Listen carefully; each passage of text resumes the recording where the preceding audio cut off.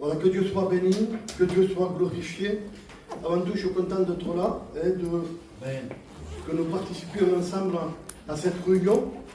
Parce qu'il faut savoir que les réunions, c'est bien plus important que ce qu'on pense. Hein. Les réunions, c'est très important parce que je ne sais pas si peut-être on a l'habitude d'aller à la réunion. Peut-être on assiste aux réunions, on vient aux réunions. Pour nous, c'est normal d'aller à la réunion. Mais il faut savoir que dans les réunions, il y a des hauts et des hauts. Amen. C'est pas semblant. Amen. C'est vrai qu'il est là. Amen. Et il peut changer l'état des cœurs. La Bible dit qu'il change les temps et les circonstances. Dans les réunions, ici, dans la ville de Montpellier, dans d'autres villes, des gens que vous connaissez, peut-être aussi de vos familles, des voisins, vous avez vu des gens qui étaient dans le monde et qui ont été transformés par la parole de Dieu, qui sont venus à la réunion totalement libérés, totalement changés. Est-ce qu'un homme et une femme peuvent changer? Moi, je ne crois pas, moi, ça. Parce que j'ai vu des gens, surtout sans Dieu, je parle, hein, j'ai vu des gens qui étaient extrêmement, qui étaient dans le monde, on va dire comme ça, et qui sortaient, qui buvaient, qui étaient, pardonnez-moi, je voudrais avoir la liberté de pouvoir prêcher de tout mon cœur. Amen.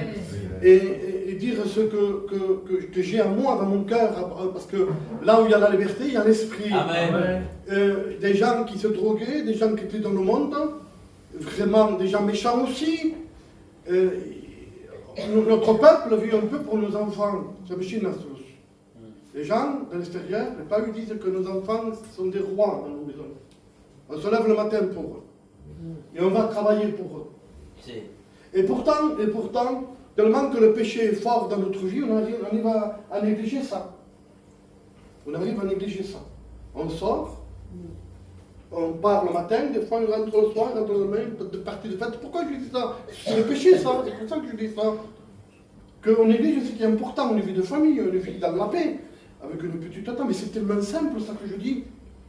Un petit repas. Un repas de gitano dans la case. On a tout ce qui tourne dans avec la paix de Dieu, avec des cantiques, avec la parole de Dieu. Mais qu'est-ce qu'on demande de plus que ça? Je veux que ça, moi, tu me prends, monsieur. Ne me donnez pas d'autre. Hein. Je me lèverai le matin, je vais travailler comme tous là, et on essayera de gagner 30 ou 40 euros pour manger. Mais ça, voilà, c'est secondaire. Le principal, c'est qu'eux connaissent la parole de Dieu. Amen. C'est que la parole de Dieu puisse rentrer dans ta maison. Qu'il apporte ce bénéfice de la richesse qu'il y a dans la parole de Dieu. Alors je dis ça pourquoi? Parce que c'est important la réunion. C'est ici qu'on peut changer. Amen. Parce que la parole de Dieu est avancée. Et j'ai vu des gens, et je voudrais qu'on puisse croire vraiment ce soir à ce que Dieu est au milieu de nous. J'ai vu des gens, moi, avec mon ministère, ça fait quelques années que je prêche, Gino aussi, quelques chrétiens ont pu le voir aussi. Et j'ai vu des gens qui étaient dans le monde.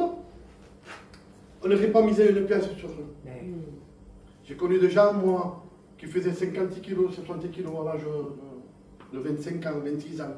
Parce qu'il y avait aujourd'hui, pardonnez-moi de dire ça, mais c'est la réalité, il y avait la drogue, il y avait ici, et il ne s'en sortait pas. Mais il est venu à la réunion, il a été libéré totalement. Amen. Et Jésus, moi je ne le savais pas. J'ai su que les frères me disaient, quand je parlais de ça, me dites que quand tu vas à l'hôpital, tu ne peux pas être délivré d'un coup. Et quand Mickey Permick dit il faut que tu restes dans des cachets, parce que ça peut être dangereux. Par l'alcool, c'est pareil, hein, tu ne peux pas arrêter d'un coup. Il faut que ce soit peu par peu, sinon ça peut nuire à ta vie. Mais là, dans une réunion totalement transformée, régénérée, bénie de Dieu, des pasteurs qui prêchent la parole de Dieu, nous, on n'aurait pas misé sur eux. Mais c'est pour eux, mais c'est pour vous aussi. Alors j'ai vu des personnes aussi qui étaient extrêmement angoissées dans la famille à la Moudonne. Hein.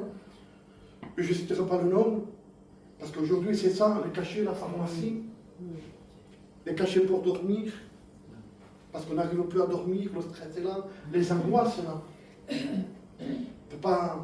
C'est dur d'être libéré de tout ça.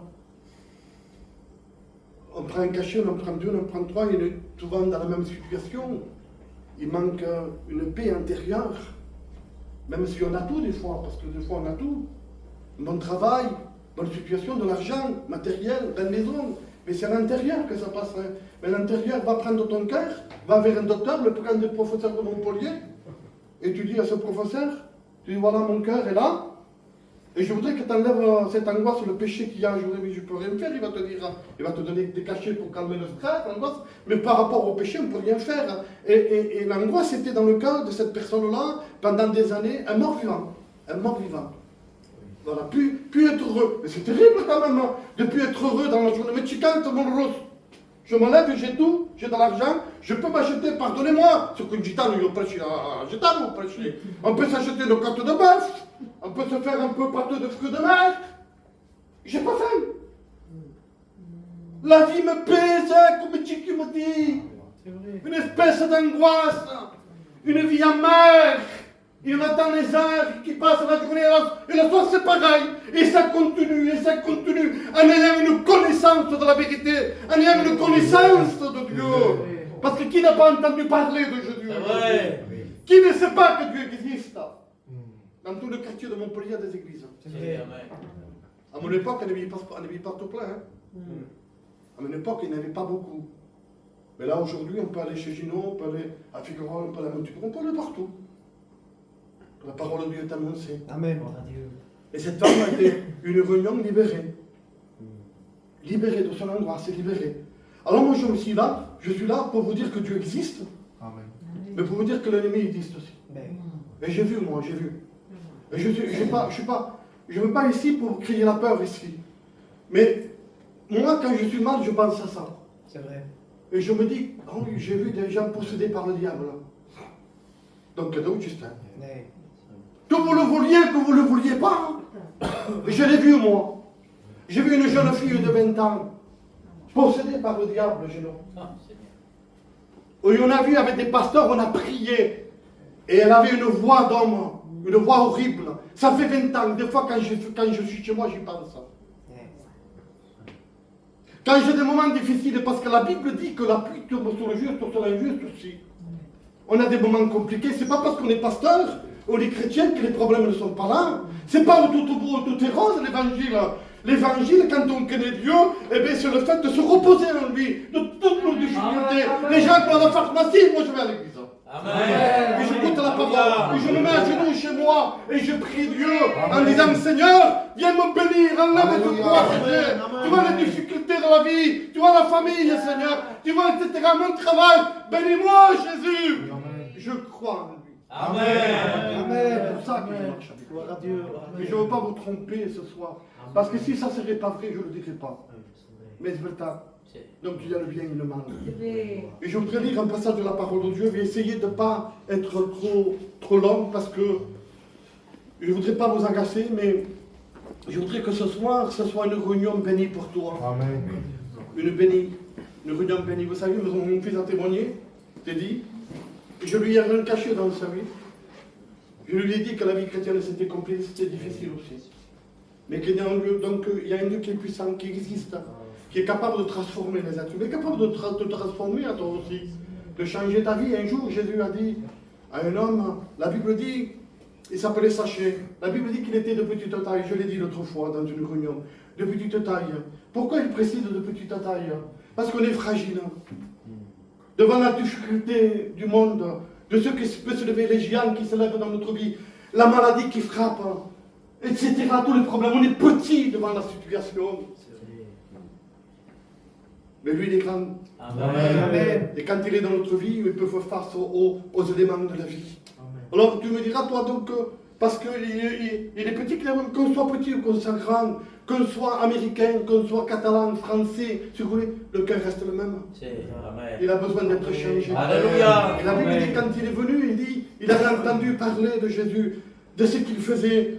Mais c'est pas possible que tu ne le laisses pas rentrer chez toi. Depuis le temps que tu viens à la réunion, depuis le temps que tu écoutes la parole de Dieu, je te promets, si tu ferais une expérience avec lui, si tu pourrais le laisser rentrer dans ta vie, dans ton cœur, il a fait par tous les moyens, il était empêché, lui, pareil, il y avait des gens qui étaient là autour. Il ne pouvait pas voir Jésus, alors il se dit, je vais aller plus loin, je vais monter sur un arbre, et quand il passera par là, je l'arrêterai. Amen. Et quand Jésus passe à cet endroit, parce que Jésus est bon, il sait celui qui le cherche avec sa main. Il sait celui qu'il est honnête, qu'il veut s'en sortir. Il le sait ça. Nous, on ne le sait pas des fois. Amen, On amen. peut se tromper. Moi, je regarde tout le monde ici. Je ne sais pas véritablement comment tu es. Ah, je te le promets que Dieu m'en est témoin que je ne sais pas s'il faut donner quelque chose pour que tu te sauves, je le ferai. Tu me dis maintenant, tu prends la voiture, tu vas à Lyon. Et tu reviens, tu sais, maintenant, je le fais demain. Et je, Oui, amen. on le fait. Mais c'est pas dans le cadre de la Bible, c'est pas évangélique, ça.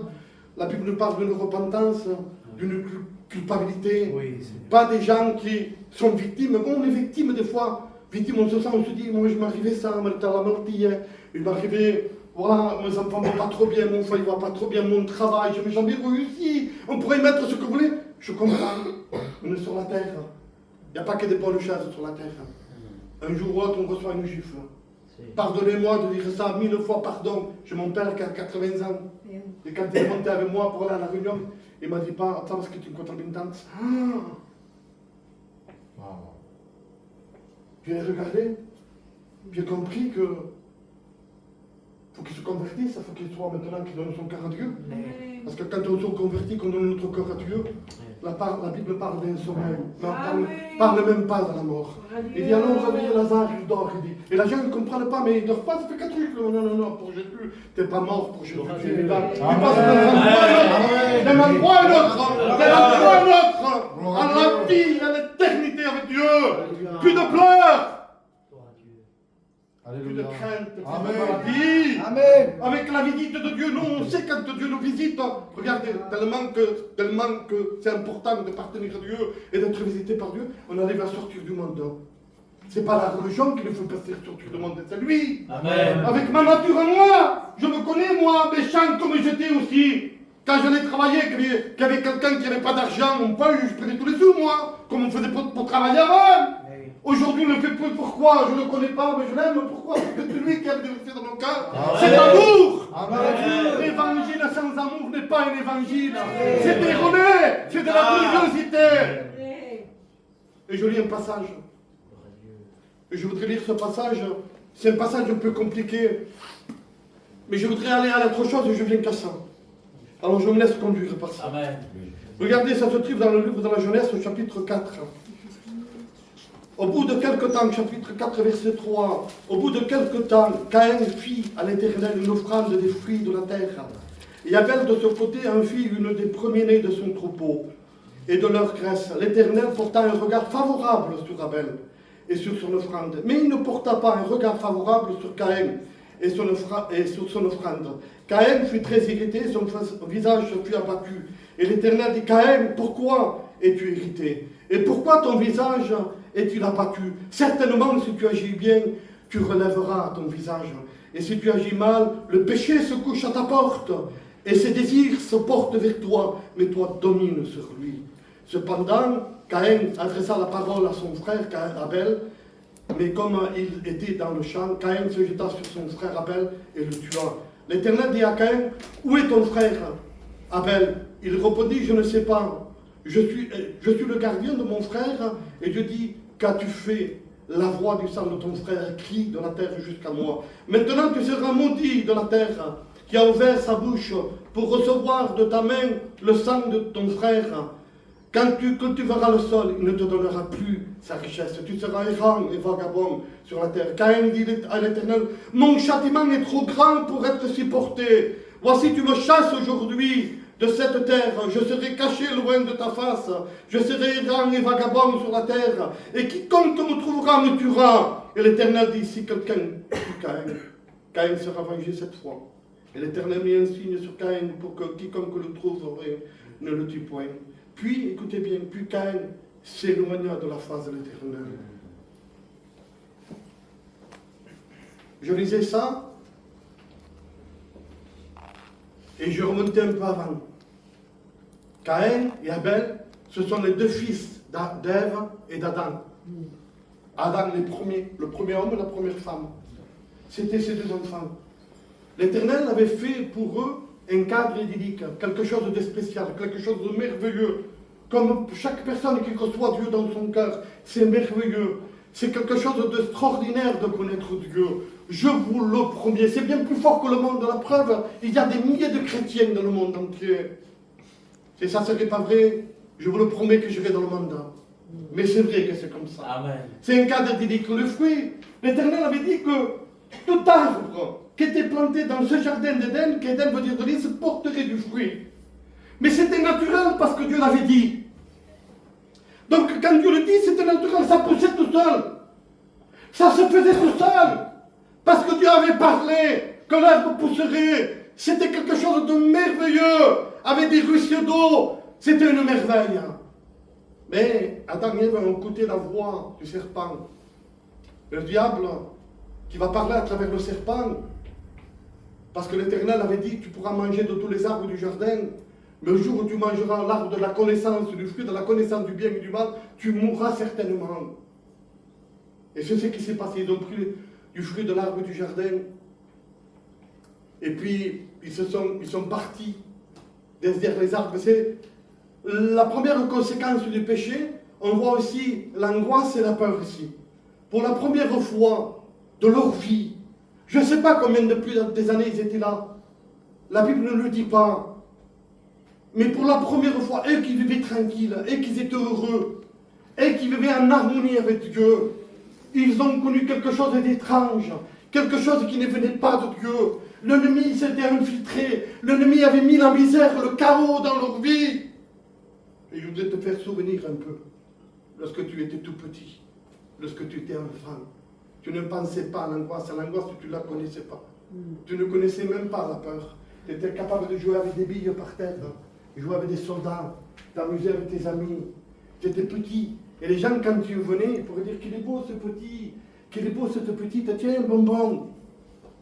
Qu'est-ce qui s'est passé quand on est petit à l'enfance?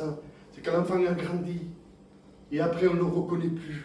Il peut devenir une bête dans sa maison. Capable de faire tout par là, capable de prendre sa mère et la frapper. Qu'on est deux petits, j'avais entendu ça sur un journal à la télé, quand il parlait, il disait que en Corse, un petit,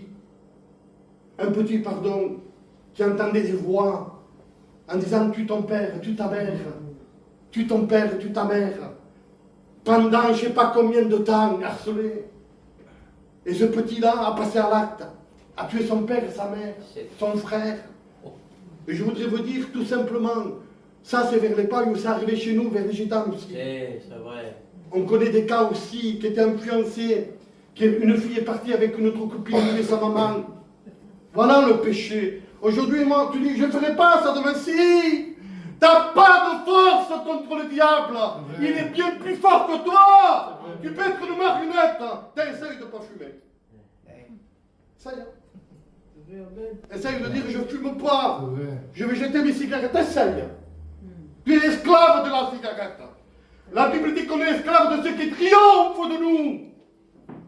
Comment nous séparer? Comment enlever tout ça? Comment faire? Tout simplement une petite prière. Amen. Amen. Seigneur, viens à mon aide. Amen. Sauve-moi, j'en peux plus. Amen. Est-ce que vous croyez que Dieu ne viendra pas? On va le voir à travers le passage de la parole de Dieu, comme Dieu a parlé à Caïn. Et je reviens à ce que je vous disais, quand il a passé à l'acte, les gendarmes l'ont pris. Ils ont demandé la question parce qu'ils veulent savoir pourquoi tu as fait ça. Le petit disait, j'entendais des voix, j'entendais des voix, il a passé pourquoi? Parce que nous, on sait d'après la parole de Dieu qu'il y a le bien et le mal. Il y a le bien et le mal, que vous le vouliez, que vous ne le vouliez pas, ça existe. De quel côté es-tu? L'adversaire fait de, pardonnez-moi, des fois, il a fait de moi une marionnette. Capable d'aller, je me souviens, moi, quand j'étais plus jeune, je nous en ai parlé un peu. J'allais travailler tout l'argent que j'avais, les blousons que je vendais au pain, tout ça, on avait une casino. Je gaspillais tout. Quand je sortais, nous on est des garçons que, pardonnez-moi, on ne joue pas au genou. Il y a la mosquito, après, c'est même chez nous, notre peuple, c'est que j'étais sorti de tellement que j'étais mal dans mon cœur, parce que je savais qu'il y avait un foyer des enfants, il n'y avait rien à manger. 200 €, 200 €. Tu sortais, tu allais à la banque, mais c'était plus fort que moi. Je disais, je jurais, j'irai plus dans cet endroit. Et j'irai plus, maman, je te les sous, j'irai plus. Mais il y avait une addiction. Je ne pouvais pas me débarrasser de ça. Alors j'y allais tous les jours, tous les jours, tous les jours, tous les jours. Je gaspillais mon argent là-dedans. Je gaspillais mes sous. Et je l'ai dit souvent, pardonnez-moi de dire ça. Je vous le promets que je parle de tout mon cœur, sans se faire voir de l'orgueil. Non, je suis là, moi, avec vous, dans les rangs. Je dis ça pourquoi? Pour vous faire comprendre. Mon père a touché 78 millions en 76. 78 millions. Aucun gitan ne tenait une Mercedes. Je ne sais même pas si on mangeait à table en 76. On a proposé un terrain de camping à Nice. Comment ça va un terrain de camping aujourd'hui? À 12 millions ou 16 millions à l'époque. Il a tout mangé au casino, c'est pour ça que je dis ça. Tout mangé. Un joueur. Ouais. Tout mangé, tout mangé. Heureusement qu'il a un petit terrain qui nous reste. Hein, parce que nous, les enfants, on aurait pu avoir l'héritage de nos pères. Hein. Et c'est pour ça que je vous dis ça. Quel est l'héritage qu'Abel et Caïn ont reçu de ses parents? Ses parents ont parlé. On dit, on était dans le jardin, papa, à Abel et Caïn. C'est normal ça. Quelqu'un qui reçoit de Dieu, qui ne parle pas de Dieu à ses enfants. Adam et Ève ont parlé à ses enfants. On était dans le jardin, tout allait bien pour nous. C'était la prospérité, c'était la paix, mais nous avons péché. Il a fallu qu'on parte du jardin, papa. Il a fallu qu'on s'en aille. Et on vient sur ce texte-là. Tout pousse normalement. Et il dit que Abel, le fils d'Adam, et Caïn, deux frères. Un avait pris du fruit des agneaux pour les offrir en sacrifice à l'Éternel. Et la Bible dit que Caïn prit du fruit de la terre. Mais Caïn, comment c'est qu'elle la terre? Pourquoi tu reposes tant sur la terre? Pourquoi tu te reposes tant sur la terre, Caïn? Mais tu ne sais pas, ton père et ta mère, ce qui s'est passé. Tu ne sais pas les sentences que tu as dit, que l'Éternel n'a pas son max qui parle. C'est l'Éternel qui parle et qui les avertit. Il dit à Adam, tu gagneras la nourriture, la sueur de ton visage. Adam, le sol sera maudit à cause de toi. Cada que travaille, que travaille, pour que la terre te donne quelque chose. Quelle est la différence qu'il y a? C'est que dans le jardin d'Éden, lorsqu'ils étaient en communion, Adam et Ève, tout poussait normalement parce que Dieu était avec eux. Il n'y avait besoin de ne pas travailler, ça se faisait automatiquement. Tout poussait, le fruit poussait.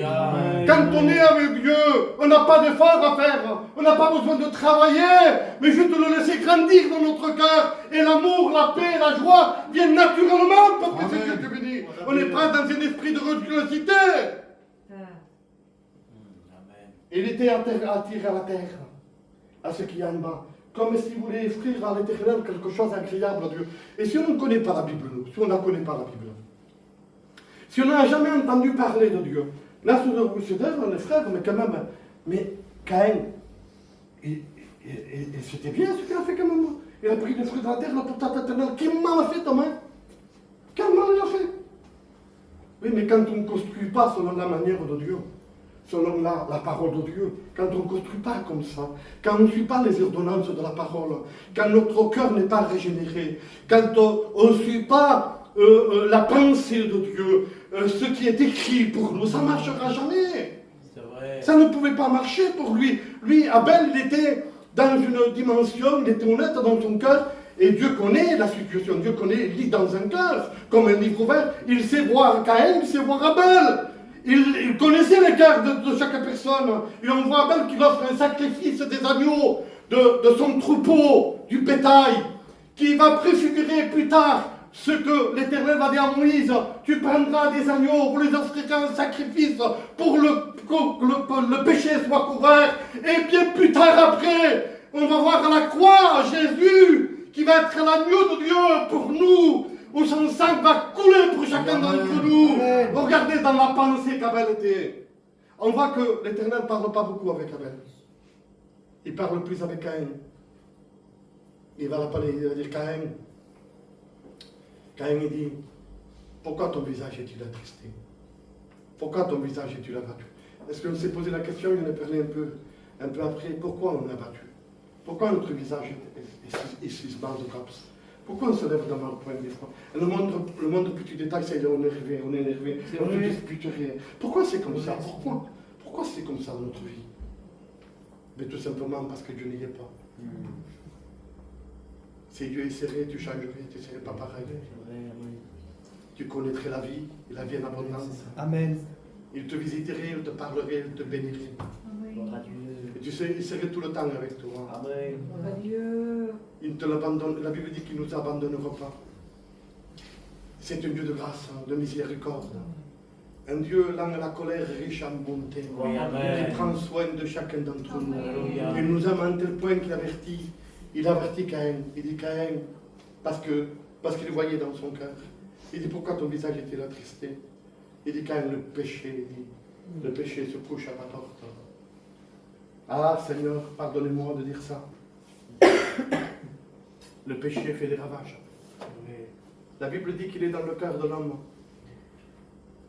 Il est capable de se battre, capable de faire du mal, capable d'haïr aussi. Les questions de frères, là, notre frère qui a grandi dans des familles qui ne se parlent plus entre frères, entre frères et sœurs. Vous le savez qu'aujourd'hui il n'y a plus de famille, hein? Tu vous apprends rien, là? Souvent j'entends dire ma famille et moi, c'est mes enfants, moi et ma compagne.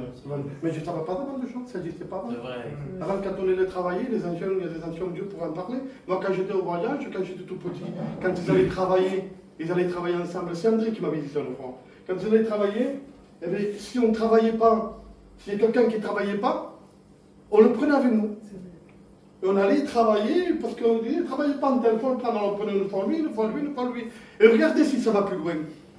Même s'ils ne s'en sortaient pas, alors qu'on n'arrivait pas, vous savez qu'est-ce qu'ils faisaient? Eh bien, on change de pays. Qui changerait de pays? Qui changerait de place de marché aujourd'hui? Je travaille sur le marché, je ne travaille pas, on va aller dans notre marché. Pas beaucoup qui vont le faire ça. Hein. Voyez combien le péché, la production, comment le péché a grandi dans les cœurs, comment la haine s'est installée, la méchanceté et tout ce qui en tue. Comment voulez-vous que Dieu réside dans un corps comme ça? C'est pas parce qu'on donne une pièce qu'on est béni, c'est pas parce qu'on vient à la réunion que se changent les choses, c'est pas parce qu'on fait du social, parce qu'on prie. Merci Seigneur d'être à la réunion. Mieux que c'est qui qu'à l'hôpital. Je le comprends ça. Mais il faut que Dieu vienne de venir à la réunion, il faut qu'un jour ça change. Amen. Si tu crois, tu verras la gloire de Dieu. Alléluia. Et quand il dit ça, quand l'Éternel lui dit ça, il apporte ce qu'il y a dans la terre. On dirait qu'il n'avait pas écouté les conseils de son père et de sa mère, les conseils, combien de conseils à travers la parole de Dieu. Combien on entend la voix de Dieu? Qui n'a pas été béni un jour dans nos réunions? Qui ne s'est pas senti concerné par le message? Qui n'a pas dit quand tu sortais la raison? C'est qui dit, c'est frère, hein, je veux changer. Je veux que ça se passe comme ça. On est rempli d'arguments, rempli de paroles. Vous savez qu'est-ce qu'il a dit Pierre un jour à Jésus? Il a dit, Pierre, le disciple de Jésus, a dit, Seigneur, je te suivrai partout, Seigneur. Il le côtoyait, il avait vu Lazare ressuscité, les lépreux purifiés, les aveugles qui avaient retrouvé la vue. C'était spécial, lui, quand même, c'était pas n'importe quoi, ça. Alors lui, il dit, Jésus, je te suivrai partout. Je suis prêt à aller mourir avec toi. Et Jésus, comme il connaissait toutes choses, il dit, Simon, Pierre, avant que le coq chante, tu me réuniras. Il était rempli d'arguments. Qui n'a pas dit quand il sort, on ferait pas les choses, mais je ne le ferai plus. Je vais essayer de changer. Je vais essayer de m'améliorer. Qui ne le dit pas ça? Qui ne le dit pas quand il sort? C'est vrai. Il y a une différence entre les paroles et le cœur. Oui, amen. Eh oui. Parce que derrière les paroles, des fois, il n'y a pas une vérité. On est capable de faire 300 km pour aller gagner 500 € pour un travail. Demain, j'ai dit n'importe qui, demain, là, pas à Lyon. Pardonnez-moi s'il y a déjà un deuil ici ce soir. Baise Lyon, tu gagneras 1000 € pour ton travail, pour une guitare, pour un jeu. Là, après la réunion, il est 10h15, tu te laisses dans ta femme et tu t'en vas à Lyon. Vous voyez, quand on veut. Alors là, qu'est-ce qu'il se passe aujourd'hui? Qu'est-ce que nous annonçons dans nos réunions? Nous, on veut être sentinelle et avertir le peuple. Amen. De dire, change. Amen. Demande pardon à Dieu, parce que sans repentance, tu ne verras jamais Dieu. C'est vrai. Je dis ça et puis je vais essayer d'arrêter avec ça. Je ne veux pas être long. Mais regardez, quand Adam et Ève ont péché, pardonnez-moi de l'expression, la Bible dit qu'ils se sont trouvés derrière les arbres et ils étaient dévêtus. ils se sont fait des ceintures de figues pour se cacher, des feuilles de figues pour se cacher. Et quand je lisais la Bible, je voyais ça. Mais l'Éternel les a appelés en disant, Adam, où es-tu? Il n'était plus dans la présence de Dieu, le péché était rentré.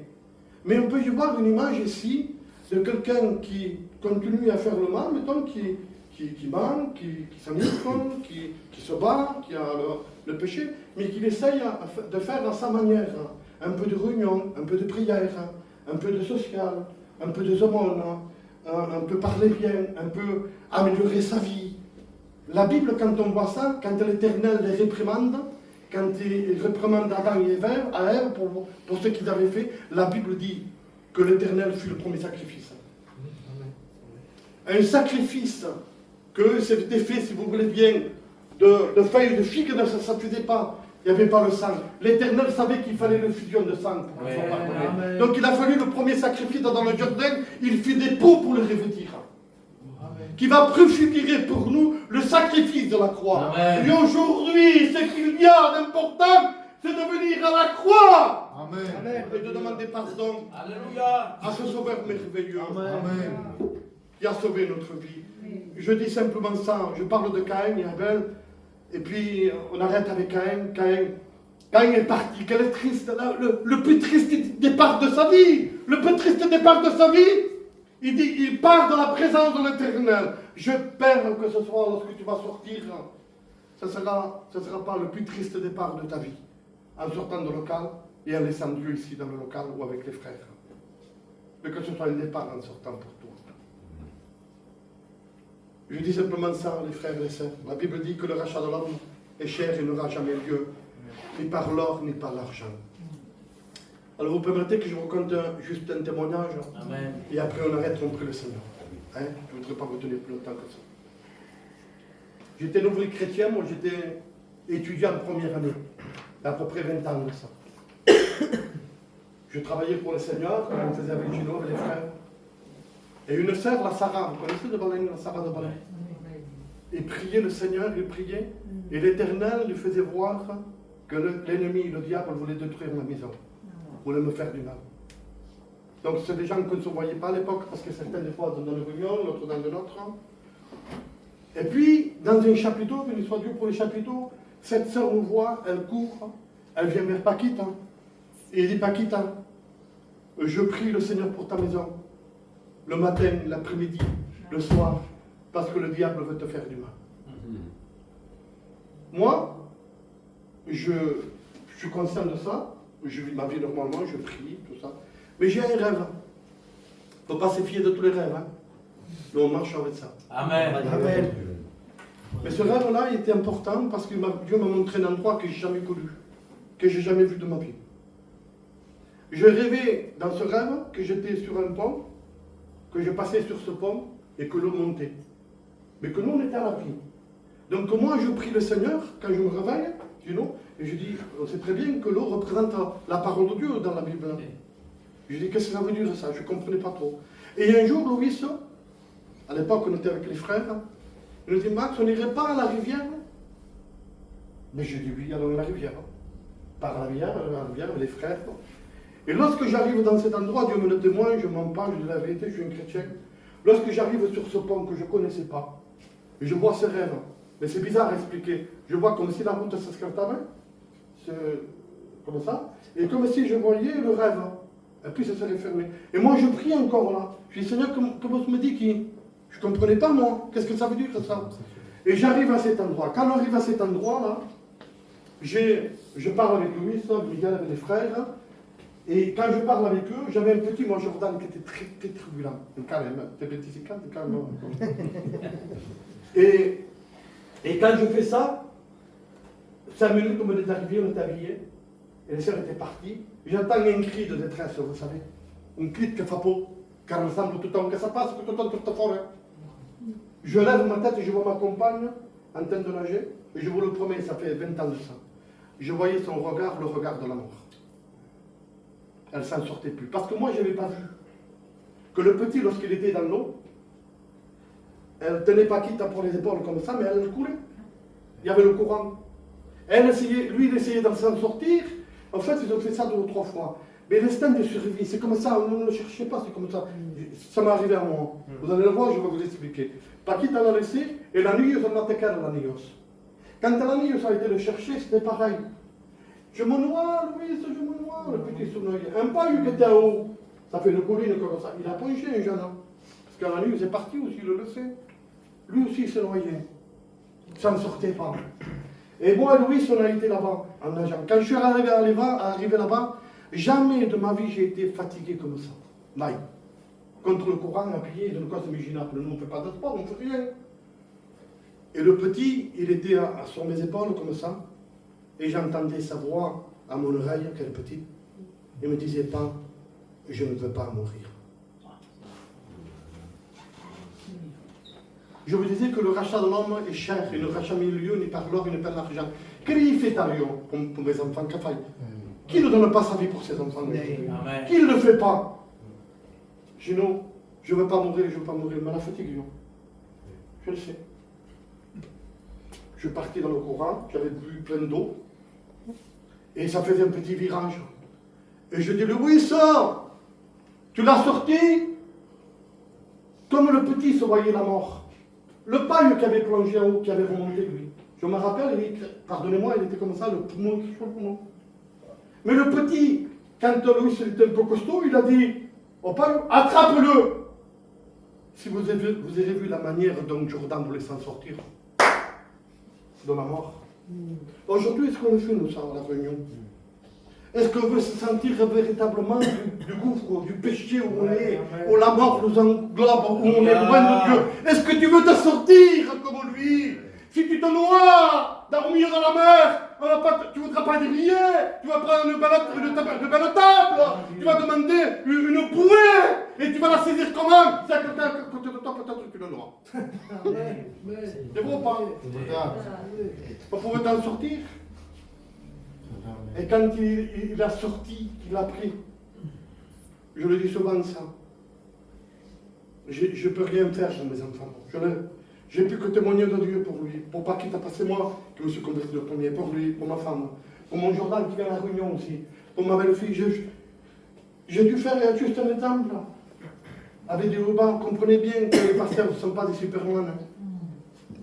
Bien sûr qu'il ne faut pas se battre, il ne faut pas s'alcooliser, on ne sait pas, on le sait ça. Ne venez pas nous écouter, c'est vrai ça, Gino. Mais on est de chair, on a mal aussi. Ouais. On souffre aussi. Il y a des difficultés, c'est dur. C'est compliqué. Mais je vous le promets, que quand je prie le Seigneur, je fais attention à tout, parce que la richesse de sa bénédiction, l'option qu'il envoie sur nous, tape toute la misère qu'il y a. C'est vrai. On ne voit plus rien. On ne voit plus rien, on ne voit plus rien, on ne voit plus rien. On est soulagé de nos fardeaux, de nos peines, de nos difficultés. Et Jésus va dire, revenez à moi, vous tous qui êtes fatigués. Oh, Dieu. Je vous donne le repos. On baisse les têtes, s'il vous plaît. On baisse les têtes. Voilà. Pendant que